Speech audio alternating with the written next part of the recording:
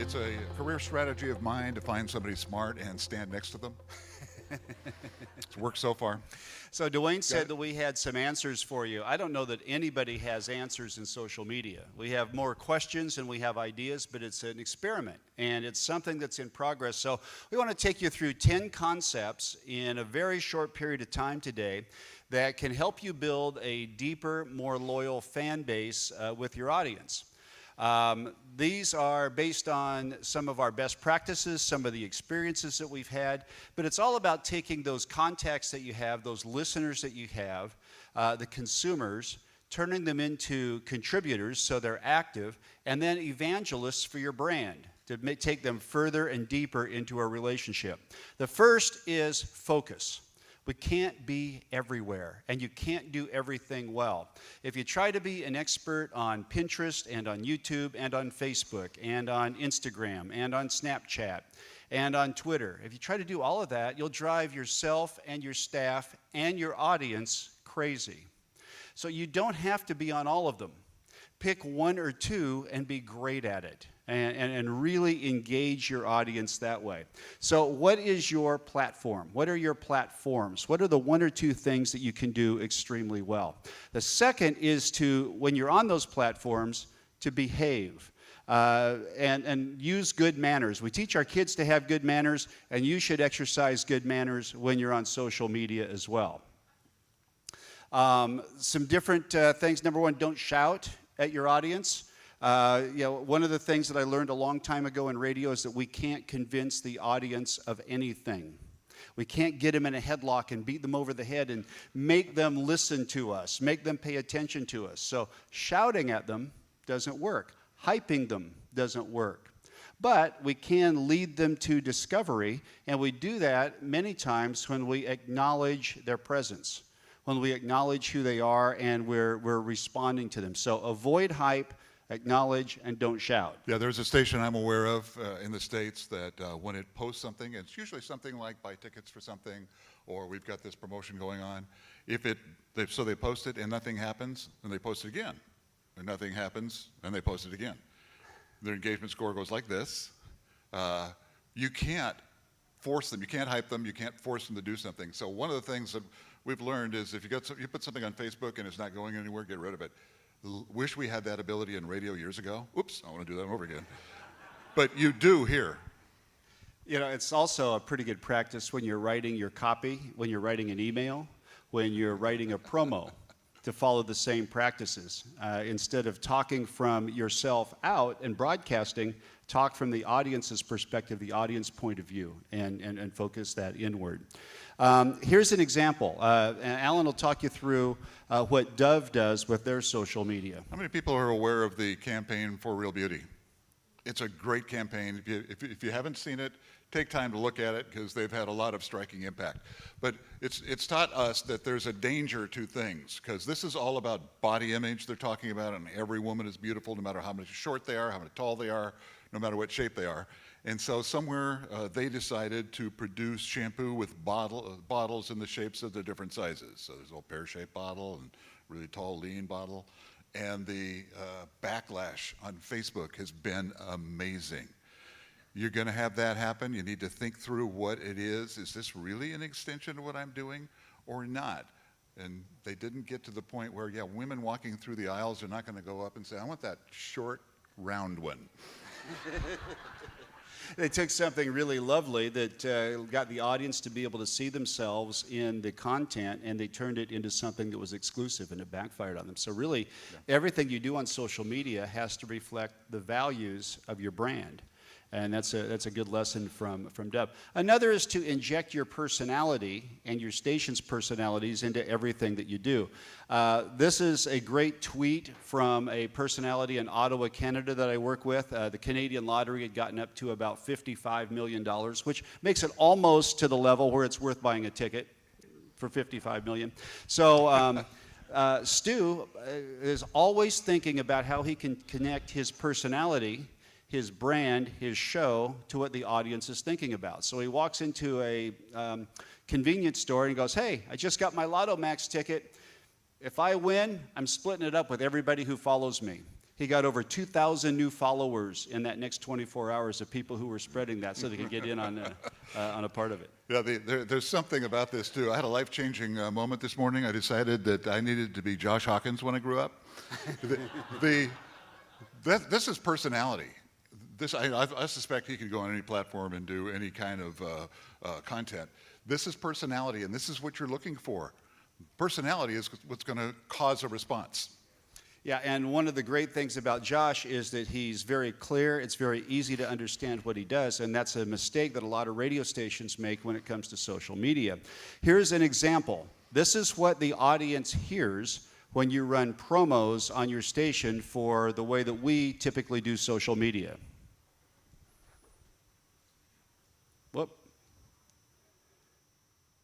Hey, it's Zippy and Peppy. I'm Zippy. And I'm Peppy. And we want to hear from you. Y-O-U-U. You can reach out anytime. Just call us at 1-800-452-HITS. That's HITS with a Z. 1-800-452-4489. Email us at morningshow@hitradio.com. Or you can text us at 712-489-5213. Our Facebook page is at facebook.com/Hits Morning Show Springfield. That's HITS with a Z. Make sure you add the Springfield or you'll end up on some lame page from Savannah, and who would want that? Make sure to like our personal Facebook pages on Facebook at Zippy134 and Peppy319. And you gotta follow us on Twitter. I'm Zippy on Twitter. And I'm Peppy on Twitter too. The number 2, not TWO. And if you use the number 2, you end up on some lame Twitter feed from a DJ in Scranton. He's weird. And if you ever want to check out a video we talk about, that's on our YouTube channel. Go to www.youtube.com and search for Zippy and Peppy in the Morning in Springfield. On Instagram, we're at Zippy Peppy. That's where you can send all your cute pictures of your pet. Hashtag Zippy and Peppy Pets. And when you're on the net, our website is www.springfield's #1 hit music station. And make sure to use the number sign. Don't spell out number. Click on our picture or enter the keyword Zippy and Peppy. Don't use the ampersand there or you'll end up nowhere. Spell out the word A-N-D. Our website is where you'll find our podcast so you can catch up on anything you missed on the show. Or you can subscribe to get all of our podcasts on iTunes. Look for us on iTunes at Springfield's Zippy and Peppy. Now, you will need to use the ampersand there, not A-N-D. And coming soon, look for us on Pinterest and SoundCloud. That's what they hear. And it's not too far from some of the things that we do. We have to make it very easy to find us. And we have to make it very clear to them because the audience just isn't going to work very hard to engage with our content.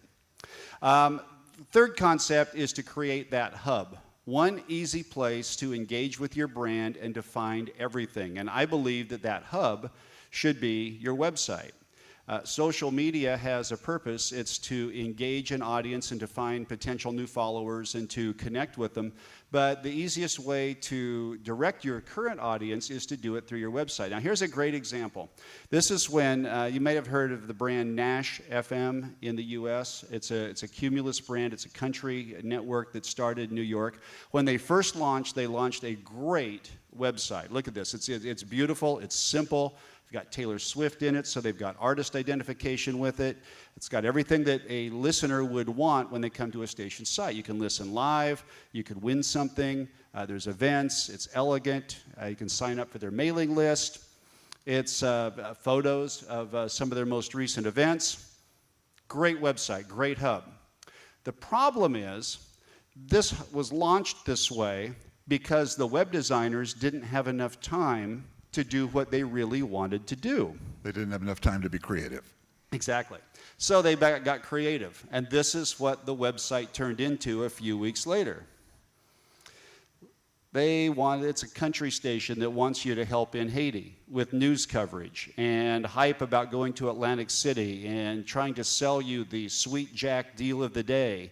And all of this stuff, you just can't find yourself anywhere. So create a hub, a simple place for the audience to engage with you, and do it creatively. Creativity is everything. And creativity isn't hard if you take a little bit of time to do it. This is a classic rock station in Toronto over Memorial Day weekend. It's great. It related to what was happening in the world. And they just said, you're in one chair, what classic rocker is in the other? and it just started a conversation. Here's something else that's very simple. This is a rhythmic AC station that I work with in San Diego. It's the last person to comment on this picture wins 4 tickets to Disneyland. Well, of course, the last person to comment, it's a contest that never ends. Yeah. It goes on and on and on. And look what they did with this engagement. 617 new likes, up 615% in talking about it, and up 430% in reach. It was, and when the audience started to catch on to what was going on, it was hilarious to read all the way through that. So be creative, and it can be simple. Next is to develop a fan base. The more you can learn about your audience, the more you can connect with them, and the more attributes you can assign to that, so you can contact them on a regular basis and promote to them, the better. Which is better, to have a lot of followers on Twitter, which is fine, it's good to have followers, to have a lot of friends, fans on Facebook, or to have a lot of fans that are following you that you have a direct one-to-one relationship with? I believe that all roads should lead to your station's database, where you can use them in a variety of different ways. And in the United States, we have figures from Nielsen that show that somewhere between 70 and 80% of your average quarter-hour listening comes from your fans, from what we call the P1s. So those are the people, the fans, especially the ones that will paint their face and stuff like that. The fans are the ones that will really drive your success. So the more you have in your database, the more you can recruit them through the engagement cycle to become fans, and the bigger your audience will grow. Here's an example of how you can do that. Is by developing that smart database and the one-to-one communication, you learn what their preferences are. I'll show you a couple of examples of some things that we're doing. You develop some relevance. This is KISS FM in Los Angeles. Simple entry form, enter to win tickets to go see Justin Timberlake. But inside the entry form, we embed some questions. And every time the audience engages with us with a new form, we're able to learn some more things about them. Like in their case, it's a top 40 station, so what's the most common way you discover new music? How many concerts do you go to in a typical year? Which of the following is your favorite type of music? It's a music cluster question. How do you purchase music? And how interested are you in contests to win cash? One of the topics we've heard talked about around here is big data. These are the things that drive that. I mean, how much would it change if you knew what somebody's favorite artist was? How much would it change the way you communicated with them and what you did with tickets and things like that? So if you're not doing this, look at little bite-sized questions, not big things like take the next 30 minutes and fill this out. Just little bite-sized questions every now and then so that you can gain more information and put it into your data science area. If you're playing a broad variety of music types, wouldn't it be nice to know which of your audience are fans of music like Switchfoot and which are fans of Chris Tomlin? Because they're very different music styles. Now when you send out your communication to them, you can change the look and the feel and the artist that you reference based on their preference. So your brand can represent what the audience wants it to be, not what you want it to be, and not just one perception of that. So we're doing a lot of things like that. You can ask questions on anything. You can find out what kind of pizzas they like. You can find out how often they go on holiday. You can find out how many children under the age of 12 live at home, and if they're golfers or hikers or bikers or joggers or swimmers. You can find out anything about their lifestyle, and that database just keeps getting smarter and smarter as you gather more data. Create a path. I'm going to show you a tool that you can use. It's from a company called GoFanBase, which is in the US, and it's an app that puts the listener at the center, and it feeds that database. It helps you get where the listeners are and lead them to your brand and lead them to your station. Now, this app was created not for radio. It was created for the auto industry. And here's how it works. If you were to buy a car from BMW of San Diego, the salesperson would say, let me take a picture of you standing in front of your new car. And you would say, yes, of course. They open the app. They take your photo. But you can do this at promotions. You can do it at events. You can do it at guests that come to your radio station. And then the next step is you engage them. The next screen is, here, let me email this photo to you so you can share it with your friends. You click send. Now you've got their email address in your database. and they get a picture of them with their car. When they get the email, and also on the screen, they can hit one button and share it on all of their social media feeds, which tags back to your social media profile. So now you're in your audience's feed, which is much more valuable than expecting the audience to come to your feed. So great engagement with this. You get their email address. There's sharing tools everywhere throughout the process. And then there's additional engagement. In the case of the car dealers, they'll give away a free tank of gas for taking one more action, leading them to one more activity. So you can do contests with that and create tune-in occasions and some other things. Now think about how this could affect your radio station. Almost every radio station in the world is too, I was going to say cheap, I'll change that to budget conscious, to send out prizes to winners. So if you have a giveaway, if you have a contest, if you're giving tickets to the Shack, you're making your audience drive all the way across town during their lunch hour because you're not open when they're available, and pick up a pair of movie tickets. So how many of those happen? Let's say if you have 10 per day that you come in contact with, 10 winners per day, 10 guests per day coming to the station, and if each of those guests have 200 friends on social media, and you're now reaching 2,000 people per day with your message by getting in that stream. That's 10,000 per week, Monday through Friday. It's even more if you go out to concerts and events on the weekend. That's 520,000 people per year that you're reaching with your brand, leveraging the power of social media through an app like this. So think about how you can do this, whether it's events, you can do it with advertisers, you can do it in a lot of different ways. Think about the other side of that too. That's 520,000 people that were asked to come to the radio station to pick something up and probably told their friends about it.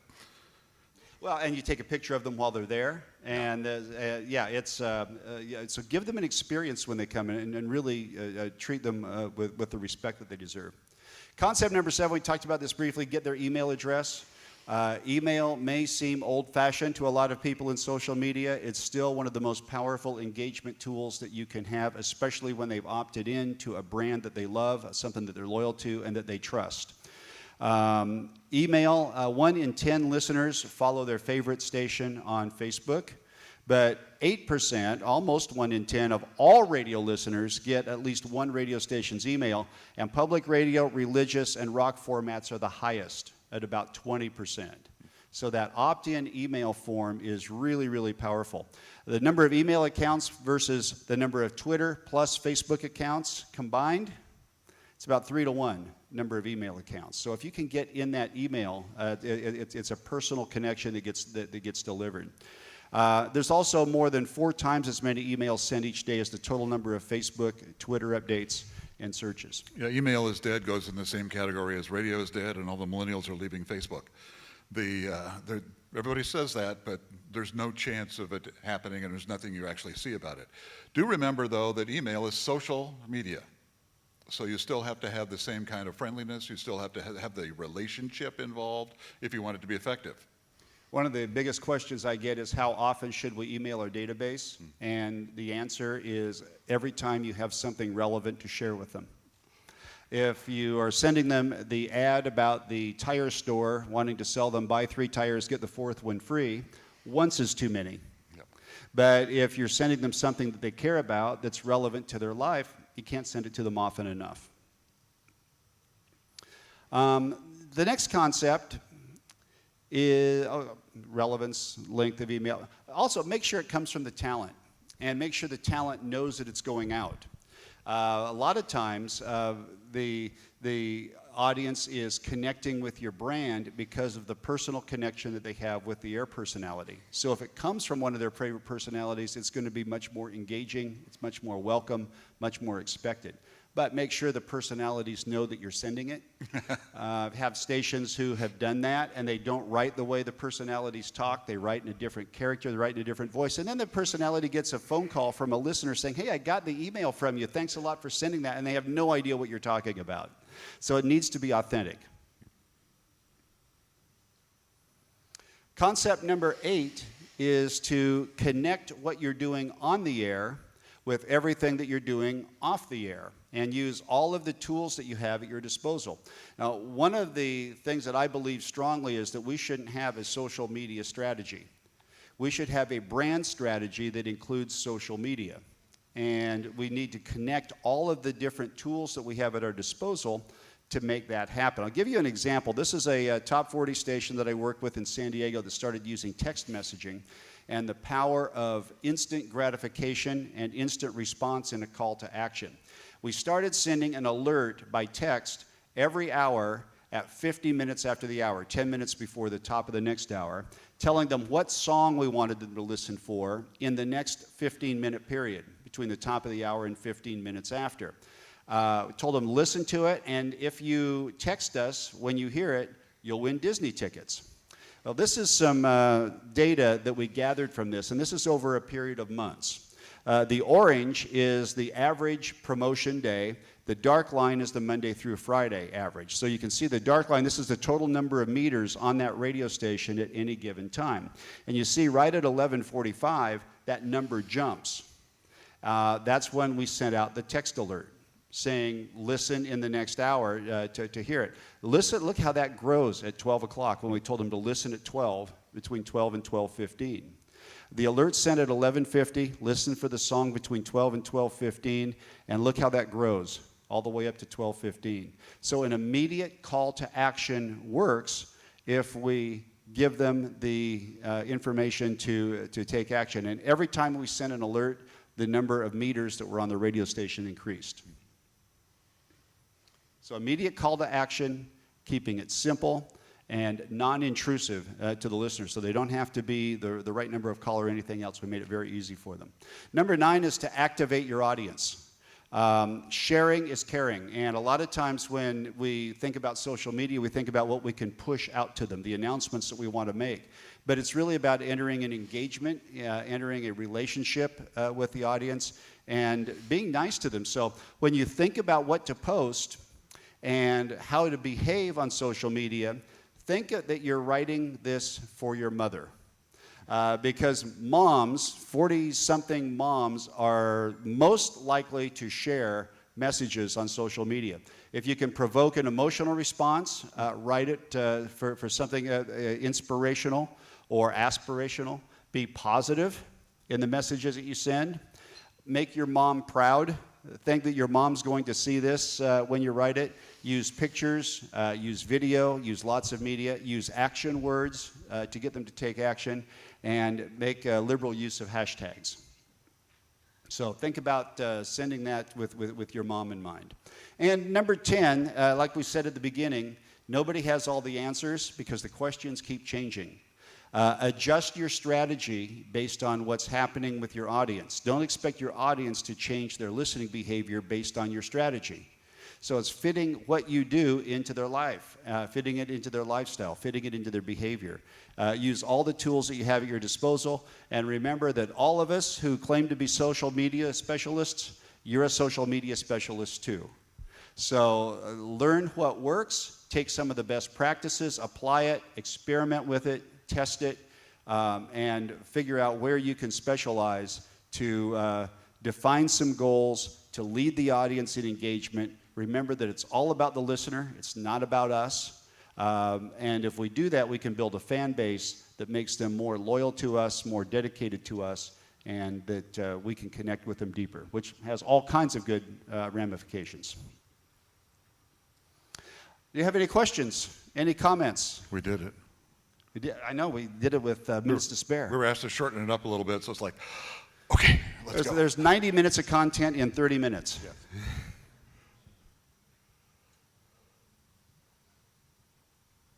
Yes. Can't see.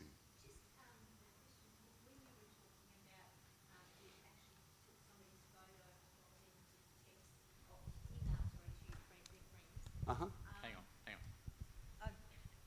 Thanks, Nathan. Just that point where you were saying, like the girl got a photo taken with the car, and then they were asked, like you're asking them to email their friends and send the photo to their friends and that. I sort of get a little bit concerned about that. Is that okay? I mean, but you're saying you're collecting data that way? Well, I went through that part very quickly, so you didn't see all the steps in that engagement. But imagine if you were at an event, like the movie premiere for The Shack, and your station were hosting that event, and you have 300 listeners at the event. You could set up a backdrop and use that app to take a picture of people coming through with one of your personalities or with your logo in the background, and tag that event with your radio station. And then when you take the picture, you have them give you your email address. Here, just type your email address in here. You can also ask them to leave comments, audio and video comments for you, which is stored on the back end of the server. And then they get the email with their photo and a link where they can share it on Instagram, they can share it on Facebook, they can tweet it. I forget all the other social media outlets that they can do it, but just by one click, it'll then post that photo on their social media page. So it'll post it on their Facebook page, and it's tagged back to your station's Facebook page or Instagram account, however you set it up in the settings. So it really spreads your message by making it all about the listener. So the listener can say, I'm so glad to be here at the premiere of The Shack movie tonight. Thanks a lot to the radio station for making it happen. And it goes social that way. So it gets into their feed instead of making them, constantly trying to get them to come to us. Does that make sense? It's a company called GoFanbase, GoFanbase, and that's also, the name of the app has just changed, and I can't remember what it's called. But if you go to GoFanbase.com, and their parent company is Friendemic, Friendemic, you can see more details on the app. I think it's free to set up and use, and then the more account users you put into it, they start charging a small subscription for it. And they have different things where you can connect it to the database if you want to collect the email address and the data and start doing some contests and promotions with it too. So if you're in, it's a U.S. company based in Nashville. I'd be glad to hook you up with them if you're interested.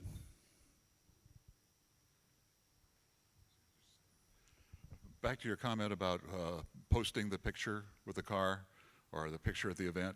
Anytime you're out there and you can make the listener the hero of the story, do it.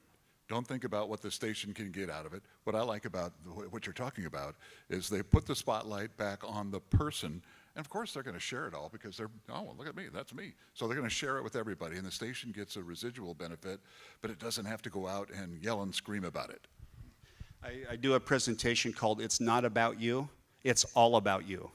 And that's exactly what that is. It's putting the spotlight on the audience so the reflection comes back on your brand. And it's much more effective where they experience it in your presence.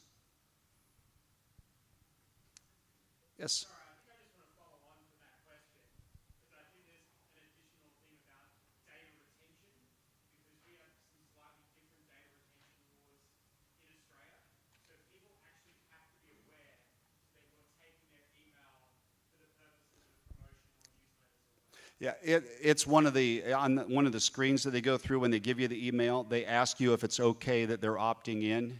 And they also are giving you permission to share it on your social pages. Another feature of the app, by the way, is you can create a landing page of each event and have every picture you take automatically uploaded to that landing page with the comments from the listener. So if you're and it's all done in real time. So now you don't have to have a promotion person taking the photo, going back to the station, loading the photos in, trying to remember who was who. It just automatically goes there, and you can stream that into your social media accounts too. But that opt-in is one of the settings on the screen where they choose it.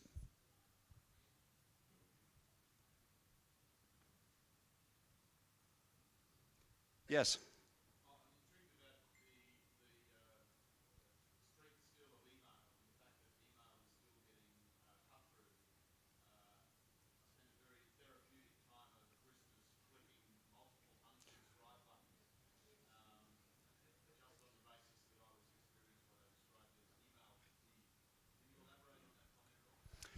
What were the emails that you unsubscribed from?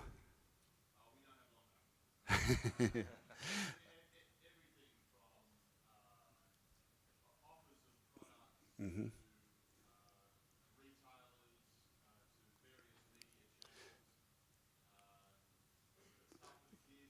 mostly things that you either have no interest in, or you didn't know you were signing up to get on their email list, or that we're trying to sell you something instead of engage you with some content that's meaningful and relevant to you. But anything that's important to you, that you care about, and that is delivering value, you're not going to unsubscribe from those things. And that's the challenge. It really does come down to content. Yeah, Tracy said earlier about having a strategy. So you have to really control and be careful about what you send out. It's important to remember that you've got these emails for the station to send out. They're getting how many other ones that day? And I have been in situations where I'm pressing that button. I can't think, where did they get my name? Going through and through, and hit the wrong one, and we're on the next one, and they went, oh, wait, I didn't want to do that one. You can become collateral damage if you're not really careful. And there's some parts of it you can't do anything about.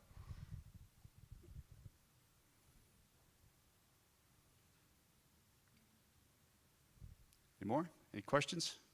Comments? Arguments? Suggestions? Criticism? Critique? Applause? Yes.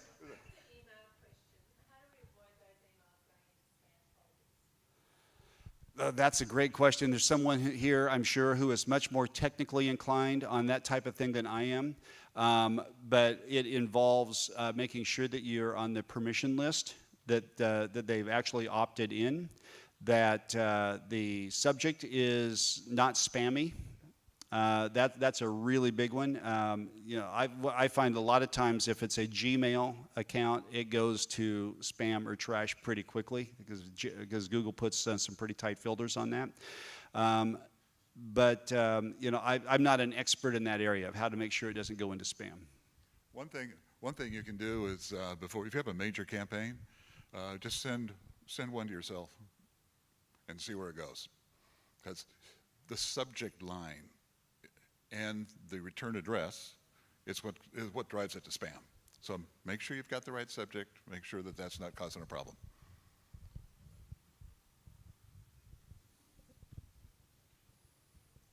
Thank you so much. We appreciate being here. We'll see you the rest of the week.